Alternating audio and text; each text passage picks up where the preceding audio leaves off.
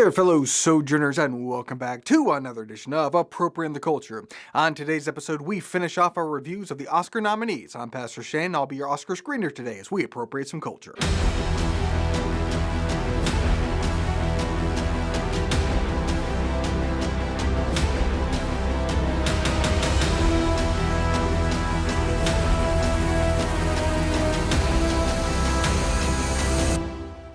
So we pick up where we left off, going through my list of Best Picture nominees, going from worst to best. In this episode, we start off with Past Lives, a film that centers on the relationship of two childhood close friends that are separated. She moves away, he grows up in South Korea, and she grows up in the West. They reconnect in college and form a sort of long-distance relationship, but then drift apart again until finally they meet up in the States. And the idea for the film is a very simple one. In a different life, they could have wound up together. But the more interesting thing about the film is that it's not presented as a tragedy exactly. It's not regret for the life that they're living per se. It's just a reality that walking through one door excludes others. And this is thematically played out in multiple ways. So for instance, she's an ambitious person, but her ambition keeps shifting. She keeps changing what she wants to do. So even though those were interests of hers, she can't do it all. You can't have every vocation, and choosing one excludes the others. Walking through this door excludes others. It's like the Robert Frost poem, The Road Not Taken. Two roads diverged in a yellow wood, and sorry I could not travel both. And be one traveler long I stood, and looked down one as far as I could, to where it bent in the undergrowth. Then took the other as just as fair, and having perhaps the better claim, because it was grassy and wanted wear. Though as for that, the passing there had warned them really about the same. Same sort of theme. By choosing one, you lose the other, and there is some mourning there. It's simple, it's sweet, it's a little sad, it's a fine film. And you'll watch it and think, that was alright, and then never think about it ever again. Next, Anatomy of a Fall. A man falls to his death, and it's not an accident, so the only question is whether it was suicide or murder. The dead man's wife is the suspect, and the dead man's son the chief witness.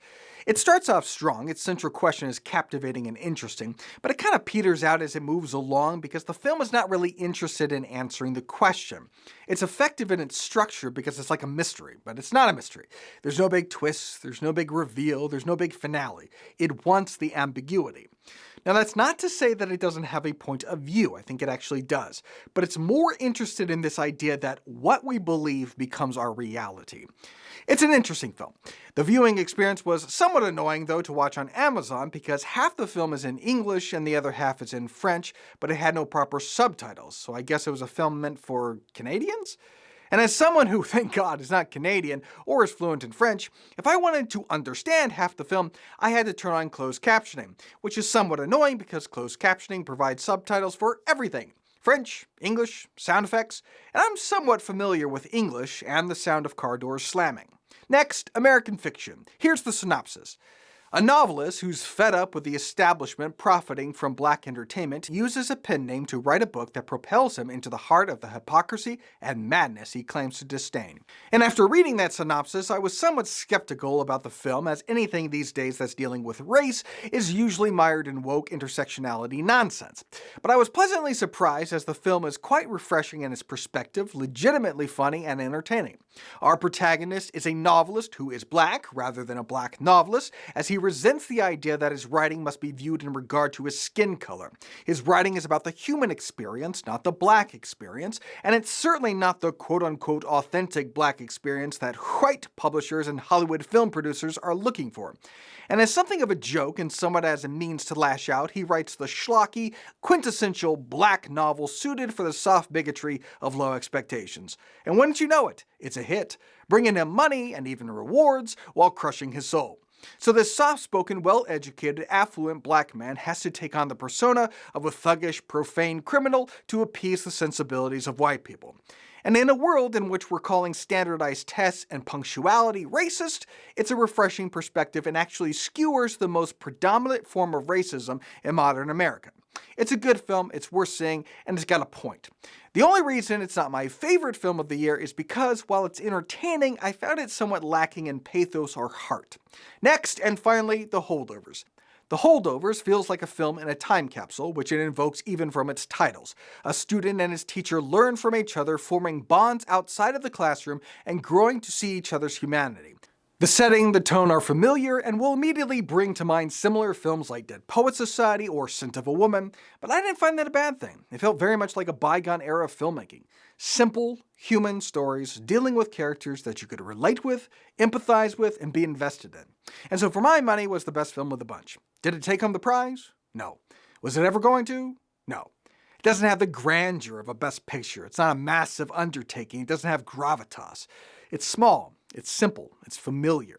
But if you're actually sitting down to watch a good movie, this one is it.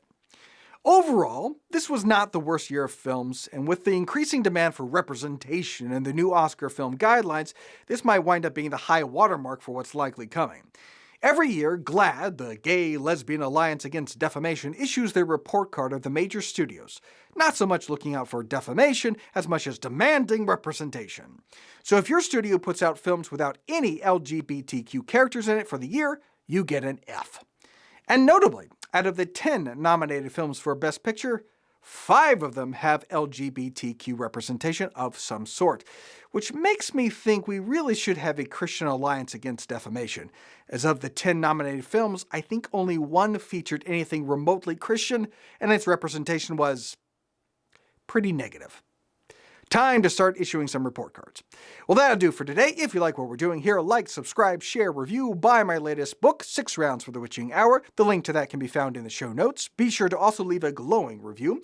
You can also follow me on the major socials, join my author's Facebook page, and I'll see you next time for more Appropriate in the Culture.